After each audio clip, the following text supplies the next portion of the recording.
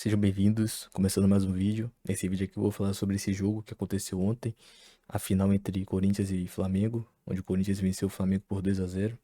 Como vocês podem ver, eu estou utilizando aqui o SofaScore para analisar esse jogo. Vou mostrar para vocês também aqui as notas dos jogadores e a formação que cada equipe entrou em campo. Como vocês podem ver, o Flamengo foi a campo com Rossi, Varela, Léo Ortiz, Léo Pereira e Alexandro. A linha defensiva que terminou o ano de titular, o Pulgar, o Jorginho no meio-campo, mais à frente o Plata, a Arrascaeta e o Carrascal, e o Pedro de centroavante. Corinthians entrou em campo com Hugo Souza no gol, Mateuzinho, Gustavo Henrique, Gabriel Paulista, Bidu, Ranieri no meio-campo, o Bidão um pouco mais na frente, o Carrilho, o André Luiz, o Memphis Depay e o Yuri Alberto, a dupla de ataque titular do Corinthians. Bom, o que dá para falar dessa partida aqui, analisando primeiramente o primeiro tempo, é que as duas equipes buscaram jogar futebol. O Corinthians, quando pegava a bola, tinha posse de bola, sabia o que fazer com ela, trabalhava bem a bola para poder chegar no campo de ataque, assim como o Flamengo. Não tem como esperar nada menos do Flamengo, né? A equipe mais qualificada, na minha opinião, aqui na América do Sul. Você imaginar o Flamengo jogando de outra forma é muito difícil. Bom, logo no início do jogo, o Flamengo teve uma chance de fazer 1-0 com o Carrascal chutando da pequena área no rebote do escanteio, onde o Hugo Souza fez uma defesa difícil. O Flamengo poderia ter aberto o placar ali. A gente não sabe o que aconteceria no restante do jogo, mas logo depois, em um lance também de perigo para o Corinthians conseguiu abrir o placar. É, em um escanteio onde a bola sobra, sai da área, o Mateuzinho consegue cruzar, o Gustavo Henrique escora, a bola no bate-rebate sobra pro Gabriel Paulista e empurrar por gol, fazendo assim 1-0.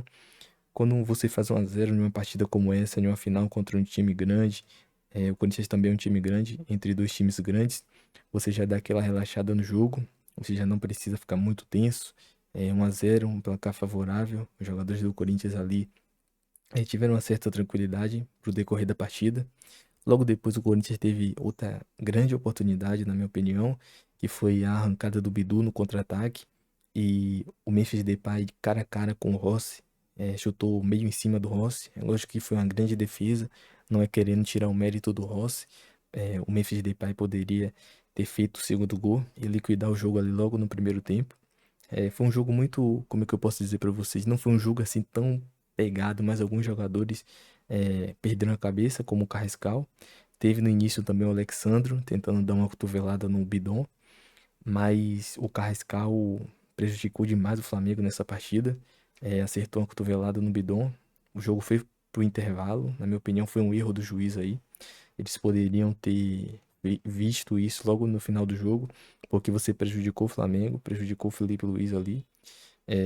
Logo no início do jogo, ele já tinha conversado com os jogadores ali no intervalo, feito logo seu esquema de jogo para estar com 11 contra 11 e logo no início ali você perde o jogador. Para mim foi uma ação equivocada da arbitragem e para mim o Carrascal não deveria nem se titular nesse jogo.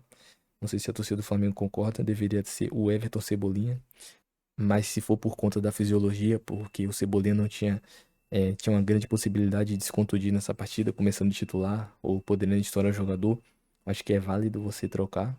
Mas ainda assim é um pouco difícil, porque o Carrascal também jogou a última partida com o Corinthians, com o Flamengo contra o São Paulo, e ele optou por deixar o Cebolinha no banco. É realmente um pouco difícil de entender essa decisão.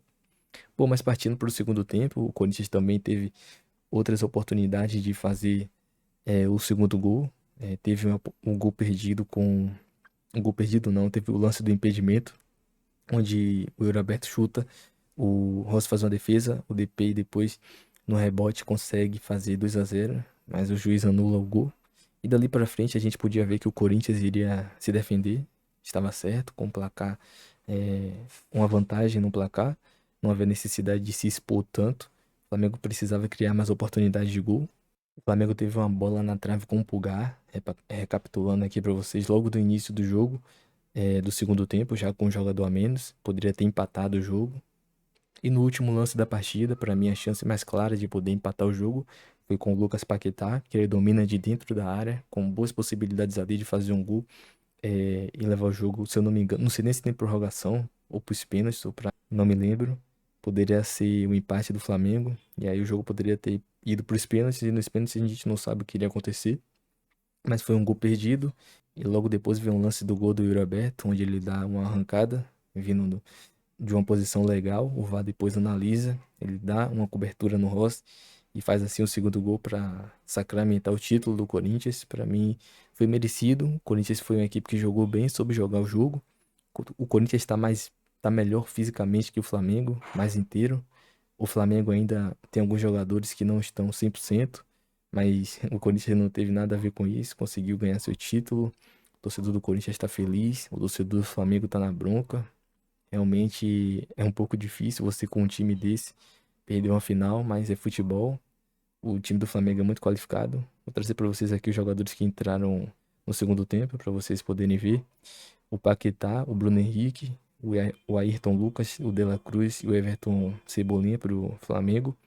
No Corinthians entrou o Garro, o Caio César, que deu uma assistência, jogador novo que chegou no Corinthians, assim como o zagueiro Gabriel Paulista, o André Ramalho e o volante Charles entraram aí para o Corinthians. Os desfalques aqui, não teve desfalque aqui no Corinthians, nessa estatística da SofaScore. Para o Flamengo, o Saúl estava contundido. Como vocês podem ver mais alguns dados aqui, como as equipes se portaram aqui no primeiro tempo. E as estatísticas do jogo aqui para a gente finalizar a nossa análise. Como vocês podem ver, o Corinthians teve quatro grandes chances criadas contra uma do Flamengo. O Flamengo teve mais finalizações, 14 contra 9 do Corinthians. Duas defesas para os dois goleiros, quatro escanteios para cada time, 12 faltas do Flamengo, 25 do Corinthians. O Flamengo trocou mais passes que o Corinthians, 439 contra 316 passes. Alguns desarmes aqui, 11 do Flamengo e 18 do Corinthians. Algumas estatísticas aqui, como vocês podem ver. Finalizações no gol, 3 do Flamengo e 4 do Corinthians. O Corinthians teve um aproveitamento muito melhor que o Flamengo aqui nesse quesito. O Flamengo finalizou 14 vezes, mas apenas 3 no gol. As duas equipes acertaram a trave uma vez. Finalizações para fora do Flamengo, 7 contra 3 do Corinthians. Chute defendidos aqui, 4. 4 do goleiro do Flamengo contra 2 do goleiro do Corinthians. 12 finalizações aqui de dentro da área, realmente. O Flamengo não teve uma pontaria boa aqui nesse jogo, contra 6 do Corinthians. E aqui finalizações para fora, 2 do Flamengo e 3 do Corinthians. Realmente tem estatísticas aqui, como vocês podem ver, de todas as fases do jogo. Como vocês podem ver, o melhor da partida aqui no SofaScore foi o Gabriel Paulista, que tomou uma nota de 8.5. O Matheus Bidu, 7.9, foi muito bem no jogo. O Carrilho também. O Mateuzinho, 7.3. Gustavo Henrique, 7.4. O Carrilho tomou a nota 7. Como vocês podem ver aqui os destaques desse jogo aqui. Na equipe do Flamengo, nenhum jogador passou de nota 7. Nenhum jogador teve uma nota muito alta.